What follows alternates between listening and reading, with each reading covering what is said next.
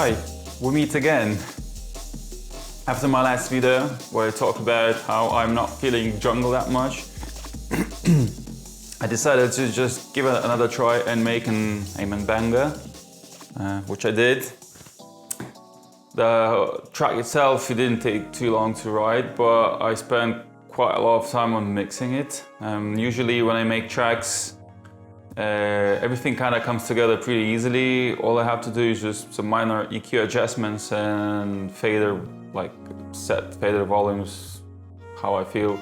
And this time, I probably spent a couple of days, not like full days, but a couple of days trying to make the mix sound better, or at least the way I couldn't hear it sounding good.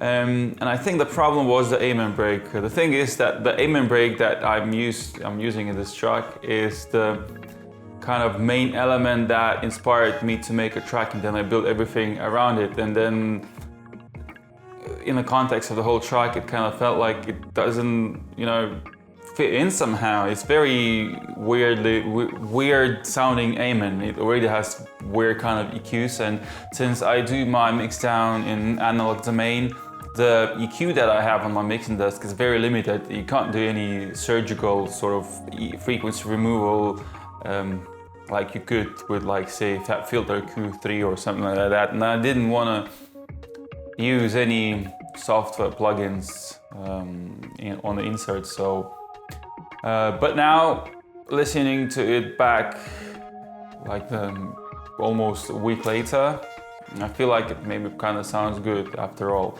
And I ended up with like maybe 5-6 different mixdowns, which I normally never do. And I think I picked up the one that I actually prefer. You always need to take a bit break, need to take some break after you finish the tracks. Some tracks I like straight away, and others, it takes time to kind of forget a little bit on how you made it. So you kind of have a bit of a different way of listening to it back. I'm using Reason for that. And I'm mostly using AMIGO Vsts. By the way, on some of my previous videos, I had like a hate comment. Somebody wasn't satisfied that I'm using, AMIGO Vst instead of real Akai, and he called me a sellout. I still don't understand what exactly he meant by his comment. The tool, everything is a tool for us to create. It doesn't matter, whether you're using real stuff or, software, which is, I think everything that we can get our hands on serves as tools. We use our imagination. It's where the actual creativity comes from. It's not from the tools. Tools can be inspiring as well, but I'm not really that much strict, fully analog, fully digital or whatever. As long as, someone makes banger tracks, that's all that matters, really. Do you agree with me? Now here's how my session looks. Not much going on. It's almost always I think I already told that in the past, my whole main focus is like when you have very little sounds to work with, like in my case, I've got only 8 channels of stuff, a couple of breaks, bass, some pads, some vocals. To make the track interesting, I like to introduce changes every now and then. Well, in my case, every 8 bars. Every 8 bars, and when I have like fewer sounds, I like to play like every time I use that sound in some different sections. I try to play different melodies, so it always kind of introduces variety in the track itself. Let's start with the break that I'm using. It's the Amen break. That's the pattern that I'm using. Well, it's always changing as well. So the first couple 8 bars, they have one kind of programming, and later it kind of goes into a more complex situation. But for now, let's listen to the kind of idea that I started with.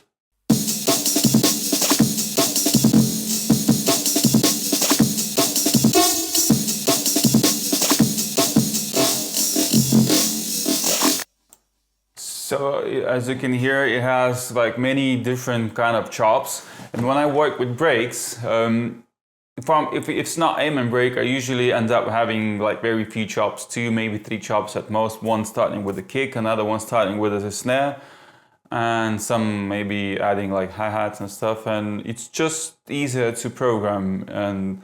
But when it comes to aim, and for some reason, I really like to end up with a lot more chops, because I'm very like into, you know, heavier, more complex programming of aim and break. Well, that comes from me listening to Square Pusher and Aphex Twin a lot back in the day, and I was always fascinated by the drum programming they were doing. And I'm like, back then I was doing some like drill and bass kind of stuff at like 200 BPM, 180, 190 BPM.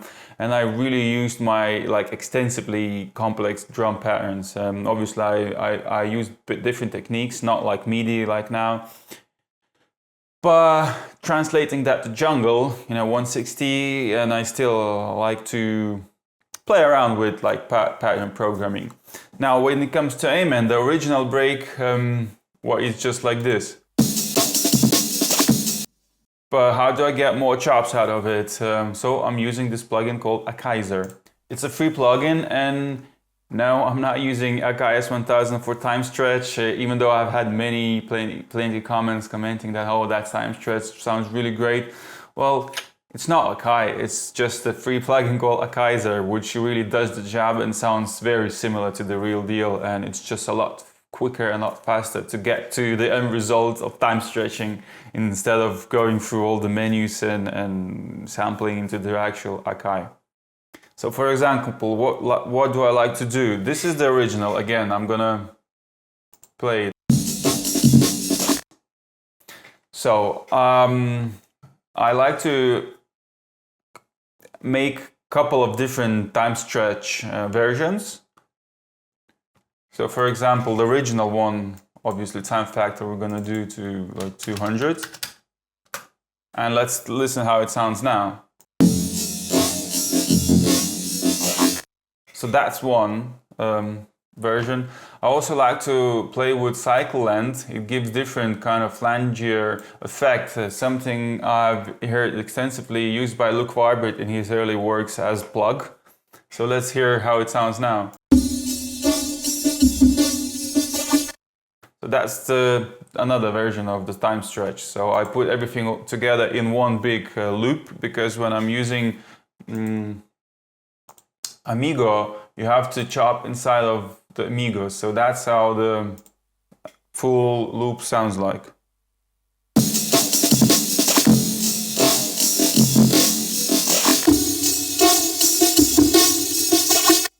Yeah, and when you chop it into little pieces, you have a bigger variety to play with, you know, different chops, and add a little bit of more interesting effects into the break. Now, we have a Soul Pride break as well. Let's just hear how it sounds.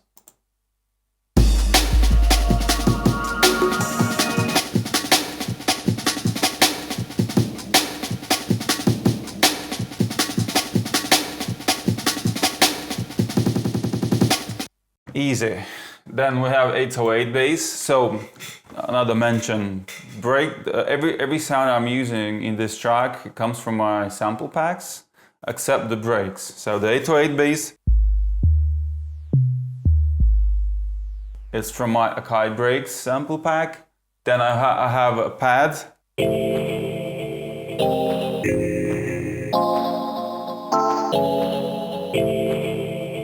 That's also from my sample pack Akai pads. Well, I have a voice sample as well. Parallel lifetimes. Lifetimes.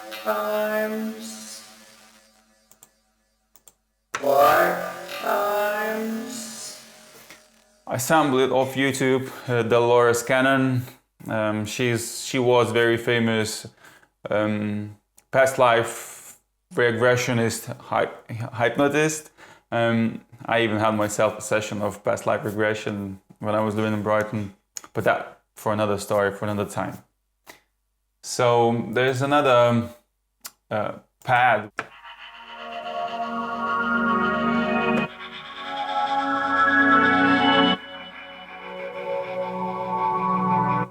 That's also from my Akai Pad sample pack. I've got GV1080 for the percussion, because I sometimes like to add hi-hats and stuff.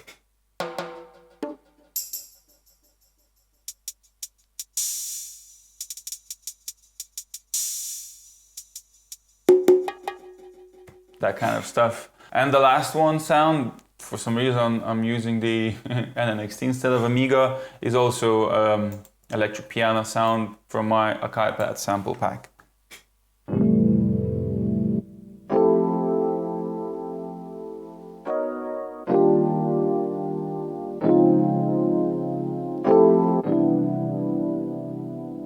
A bit of jazzy influence. And once I have all these sounds, you know, to put, like, I program my session and I start writing my track, and it's just I always write my tracks intuitively. I never think about what I'm gonna write. As the biggest thing is just to try it, just to start, not try, but just to start making a track. And once you start, then like ideas and, you know, intuition kind of starts flowing.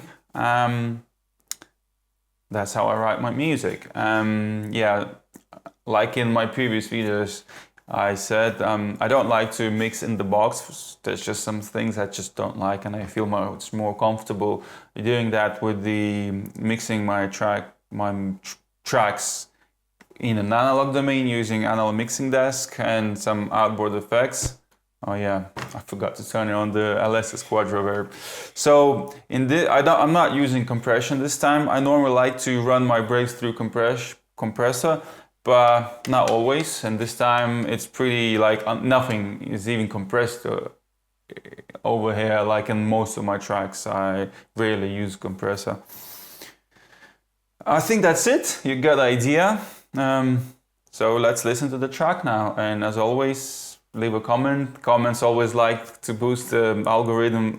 Always comments help the algorithm to boost the video. And about the tracks, I don't know how I'm gonna release them. I think that I might just put it out on my Bandcamp for free, unless I'm gonna get an offer from a record label to put it out on vinyl or something like that, which would be nice. Yeah, enough of me talking today. Enjoy the track, leave a comment, and see you on the next video, hopefully soon.